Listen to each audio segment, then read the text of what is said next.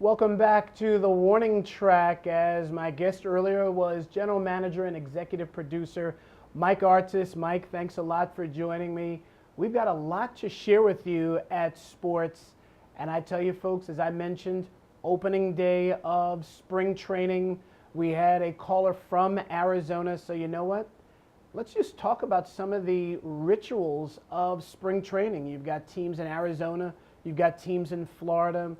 First off, there's definitely a lot of excitement in Arizona, in Scottsdale in particular, because now you have a couple of more teams who are playing in a brand new ballpark. The Diamondbacks, they used to train in Tucson, but they've moved their location up to Arizona, up to Scottsdale Stadium. I shouldn't say Scottsdale Stadium, that belongs to the San Francisco Giants, but they're playing in a new ballpark, one that they will share with the Colorado Rockies, who've also relocated from Tucson. So overall, yes, you've got a couple of more teams in the Phoenix area, and I will tell you folks, first off, let me give you our number again, 347-480-1724. Matter of fact, you can see it at the bottom of the screen. But spring training getting underway. You've got the East Valley and the West Valley. A lot of snowbirds from Chicago indeed like to go out to Mesa, Arizona. That has been the spring training home of the Chicago Cubs for a very long time. A little bit further west, you have in Glendale the other Chicago baseball team, the White Sox. As a matter of fact, when I say the other Chicago team, I really shouldn't say that because that's the team that's won a World Series most recently in that city, not the Cubs. But the Dodgers and the White Sox, they indeed share a stadium.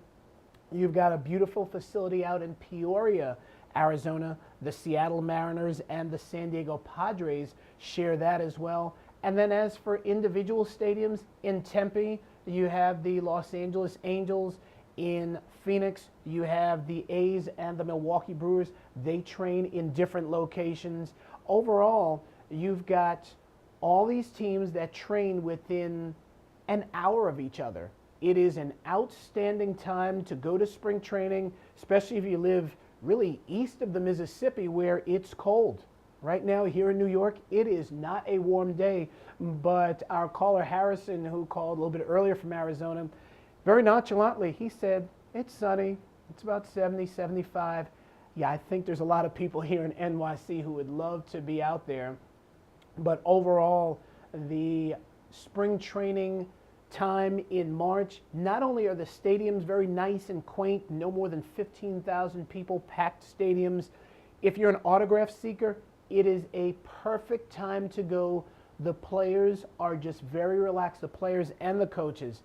I would say try to get Torrey Hunter's autograph after a game in Los Angeles or after a road game in Boston and New York. Good luck. Some of you guys will be able to do it.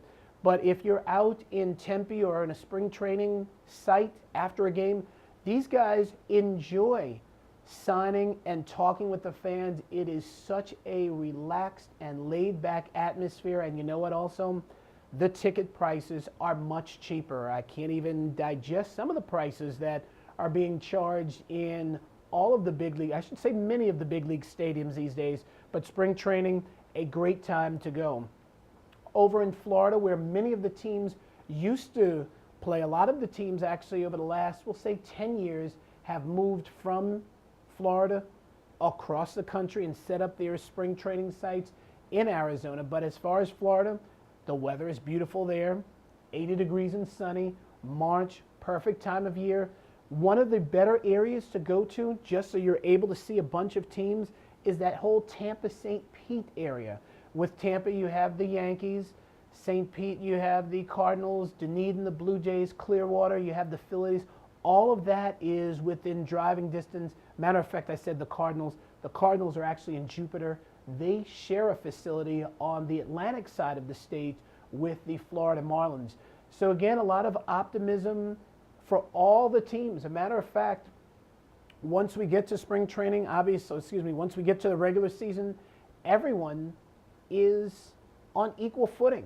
Everyone is no wins, no losses, and I think everyone has their eye on the prize. Of course, some teams realistically are not going to move, or I should say some teams are not going to contend. I think we can rattle off a few teams that probably won't be there in the end.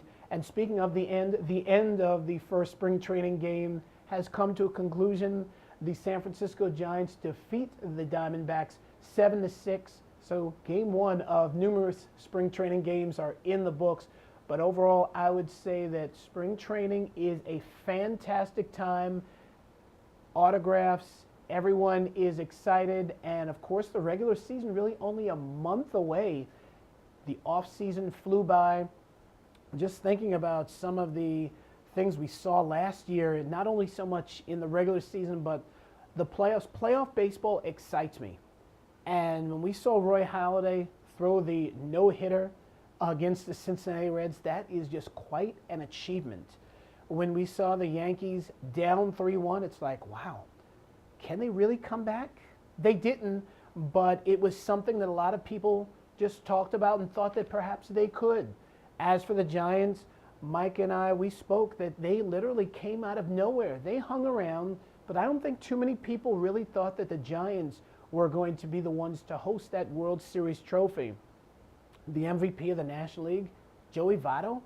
A lot of people didn't know about Joey Votto until the beginning of the 2010 season. He was not a household name, but that is just what this great game of baseball will bring to us.